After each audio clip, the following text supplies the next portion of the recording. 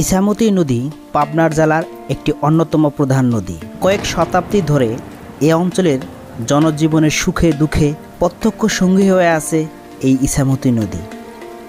সম্রাট জাহাঙ্গীরের আমলে ইসলাম খাঁর শাসনকালে সৈন্য পরিচালনার সুবিধার কথা বিবেচনা করে ইসা খাঁকে দিয়ে একটি খাল খনন করান। যমুনার সাথে সংযোগ স্থাপনের জন্য খননকৃত এই খালটি পরবর্তীতে ইছামতি নামে পরিচিত হয়। নদীটি একে বেঁকে পাবনা শহরের ভিতর দিয়ে সোজা মালঞ্চের দিকে বাঁক নেয়। এরপর ক্রমেই আতাইকুলার পাশ দিয়ে সাতিয়া হয়ে বেড়া সদরের কাছে হোরা সাগরের মিলিত হয়। ইসা খাঁর নাম অনুসারে এর নামকরণ করা হয়েছে ইছামতি নদী। একসময় এই নদীপথে ব্যবসায়ীরা পণ্য পরিবহন করত। পাওয়া যেত এই নদীতে ইলিশসহ বিভিন্ন প্রজাতির মাছ। কালের পরিবর্তনের সাথে সাথে আজ এই নদীটি মৃত্যুর দিকে ধাবিত হচ্ছে।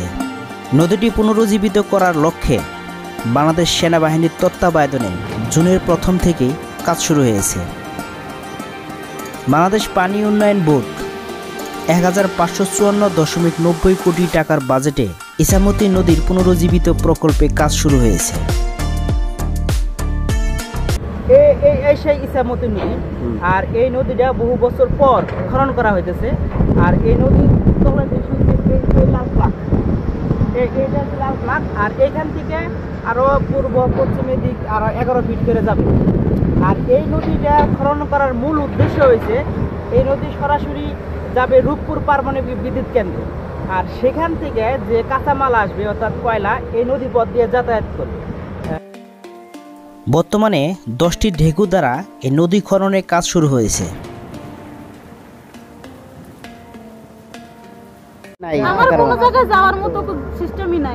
যারা ওই প্রজেক্টের দায়িত্ব আছে তাদের বলছেন? হ্যাঁ, তাদেরকে বলা হয়েছে। ওই সেনাবাহিনীর অফিসার তাদেরকেও বলা হয়েছে। কি বলছে? তারা বলছে কিছু যদি বাঁচাইতে পারে মাটি চারিপাশে দিয়ে ঘরটুক বাঁচাই দেবে। ওই তাহলে ঠিকই কয়, মানে ঘর ম্যান ভাঙা পড়ে যাবে, চারপাশে মাটি দিলি পারে সেই ঘরে সেই কি ঘর খাওয়া নাই তো।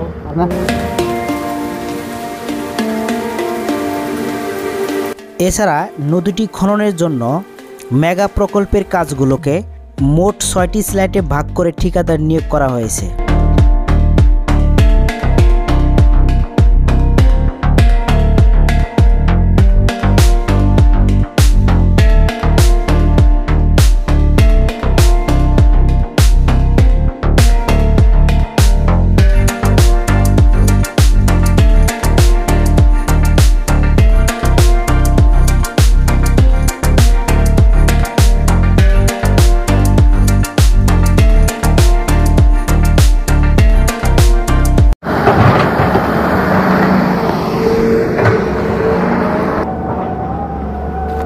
এটা আপনাদের বাড়ি ছিল? হ্যাঁ, এটা বাড়ি আপনাদের ছিল? আপনাদের বাড়ি ছিল এটা? না, আরে এগুলো খরাব না, এই সাদেরই আপনাদের বাড়ি। এগুলো বস্তি না, আরে এই বস্তিরা এরশাদ সাহেবের এগুলো প্রজেক্ট ছিল। এটা আপনাদের বাড়ি? এটা তো সরকারি জায়গা। এটা ফ্ল্যাট, এটা মাঝখানা নদী। আপনাদের কিছু বলে নাই? বলে নাই ওরা?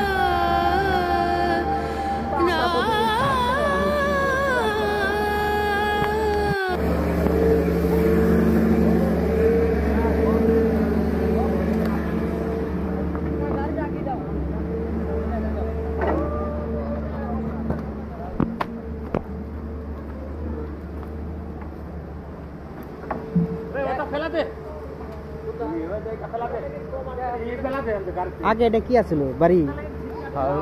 হ্যাঁ, বাড়ি না ওই যে মাদ্রাসাটা বাড়ি সরকারি ভূমিহীন কয় না? হ্যাঁ হ্যাঁ, ভূমিহীন বাড়ি ছিল। এখন আপনারা কই যেতেছেন? আমরা গাছ কিনছি তো, গাছ এই বাড়িওয়ালা সব গেছে কা?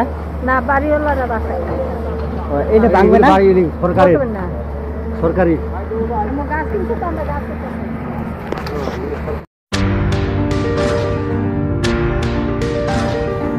ভালো থাকেন, সুস্থ থাকেন। আবার সুন্দর একটি ভিডিও নিয়ে হাজির হব আপনাদের মাঝে। আল্লাহ হাফেজ।